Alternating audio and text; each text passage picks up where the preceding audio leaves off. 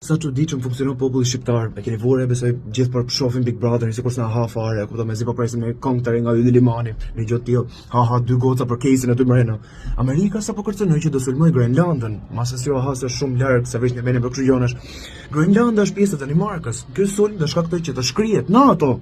Po për këtë ju ahazëm se do shkaktonte një luftë të re ballkanike. Ju ahani çik? Qofse Amerika sulmon Grenlandën, kjo do shkaktonte rrjedhimisht një luftë të re ballkanike. Ju mund të jeni të menuar me vetë ç'a lidhje ka, e kupton nga ana tjetër e botës. Është çdo gjë zinxhir.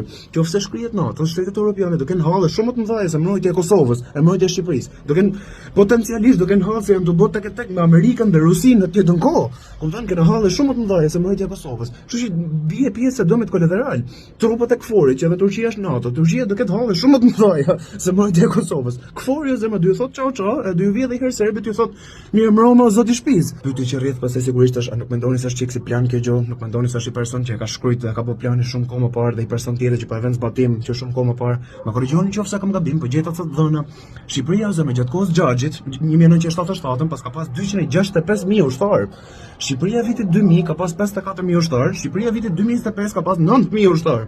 9.000 zemra, kemi 9.000 ushtarë. E kupton? Dhe shumica e teknologjisë dhe armë dhe ushtarake që kemi, shumica, diku te 75-80% mos gaboj janë takosën verit.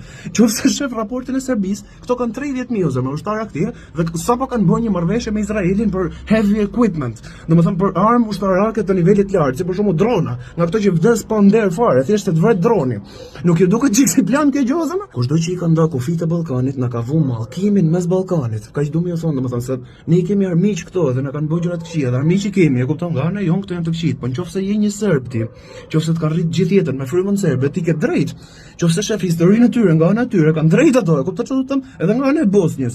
Se është problemi i Kosovës, e kupton, këto do kenë të njëjtën gjë, të një gjë që quhet Republika Serbska. Është një zonë në Bosnjë që quhet Republika Serbska. E kupton çfarë do të them? Mendoj nga ana e tyre më për këtë. Këto kushdo që i kanë nda kufit e Ballkanit na ka mallku shumë kohë më parë. Kjo është një gjë që është një tik-tak, do ndodhi i ditë zemër. Kjo është situata në cilën ndodhemi me sa duket si popull shqiptar. Ne, siç u thash, ushtria jon përbohet nga 9.000 ushtarë. Kemi 9.000 ushtarë zemër. Ky tipi këtu, gjatë kohës që ka qenë pushtet vetëm i ka heq buxhet ushtrisë për shkaqe ekonomike. Kupton, vend që të parë shikoj ç'mund ndodhi, i ka heq buxhet ushtrisë dhe ka shkaktuar këtë rënien që ju thash, rënien e ushtarëve. Plus pastaj mund të argumentosh dhe ikjen e të rive, e kupton, ikjen e çunave të rinë në emigracion në shtete europiane, gjëra të tilla, se këto janë ushtarë potencial, e kupton? Le më të flasim pastaj që kush nga ju ushtarët potencial që jeni akoma këtu do luftote për Ramën. Cili nga ju do luftote për Ramën, e kupton? E kuptoni asë me situatën në cilën jemi?